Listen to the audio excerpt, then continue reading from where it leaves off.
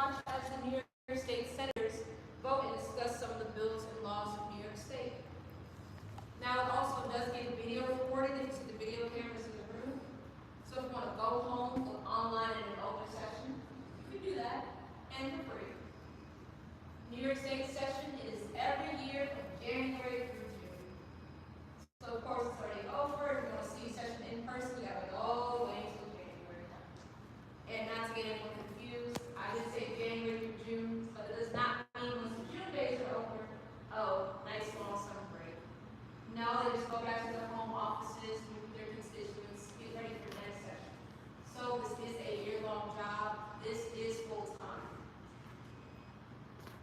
Now, before us, the 63 senators from New York State, their member numbers, they can change, and that we do with population numbers, which is actually opposite of the assembly chamber. On their desk, you will notice some tablets, a tablet for each desk. Those are just for the viewing of bills. That's all they do on those tablets.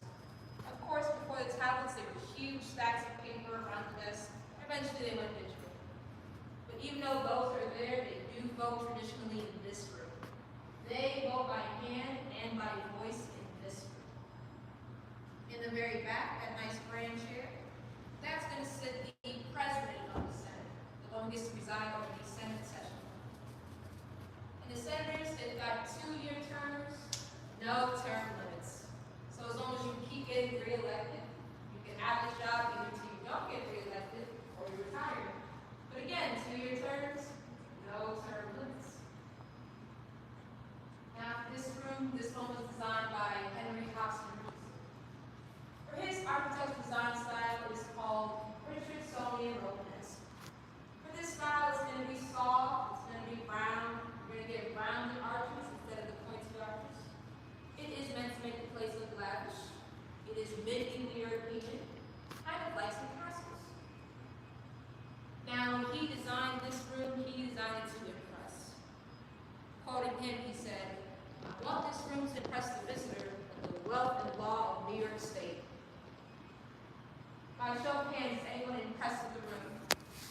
Nobody. 3 people. 4 people. Everyone else not impressed. So they will mention some of the materials that they used in the room. Oh, you can start with the walls. You see that nice shiny yellow wallpaper with those flower patterns? Well, it is not wallpaper. Okay, it's acrylic paper. No, not paint. That is 23 karat gold leaf on the walls. That is real gold. Above you in these archways, this is yellow marble that comes from Siena, Italy. Holding it in the columns, this is red granite that comes from the Thousand Islands. Behind you on the wall, that is called pink marble. It is from Knoxville, Tennessee. What you are sitting on, this is red Spanish leather and Caribbean mahogany benches. Same use of some of the material on the floor. Now you can go back to the walls. Underneath the gold, it is paneled with that same Sienna marble, so the lines. But behind it, those squares, that is a travertine type stone called Mexican. Then you look above you in the ceiling. What you see above you, that is an oak veneer ceiling.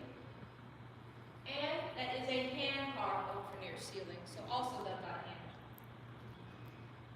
And it's because of the ceiling, this room has really great acoustics.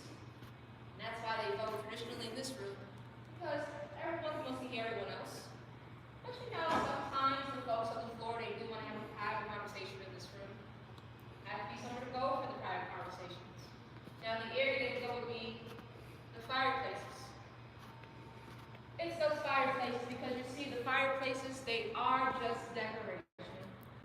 They are just for decoration. Can't have a big grand room without fireplaces. It's just to make the room look fancy. But those fireplaces, they have never burned wood.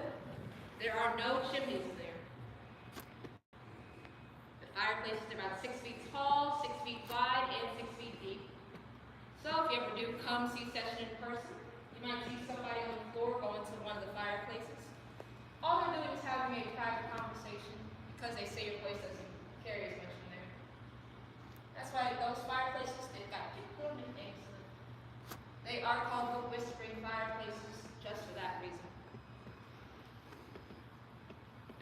downstairs, I did mention that the assembly is closed unfortunately, so I will mention some quick facts about the assembly.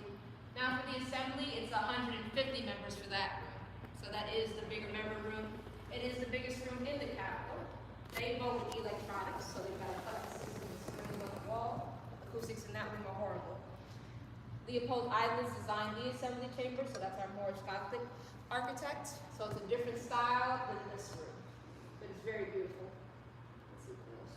But yes, 150. Now the members say 150. That does not change. That is used the Constitution, so it says 150. Just like the Senate, 2-year terms, no term limits. So both our Senate and the Assembly have 2-year terms and no term limits. Oh, once it reopens and you come back, that room is more public friendly than here. I say that because for their gallery, the door will be open. You're the public, you just walk in. You don't need to be on a tour with us to just go into the Assembly gallery. You also have the option of going on the 3rd floor to the floor of the Assembly, and you can take pictures from there. They do allow people in there. That room is called the People's House, and that's not just a fun nickname. That is the second official name for that room. The Assembly is the People's House. Now how the process works, something can pass in the Senate, go to the Assembly to be voted on, or it can start in the Assembly and come to the Senate to be voted on. But as long as both rooms agree to the bill and pass it, that's when it goes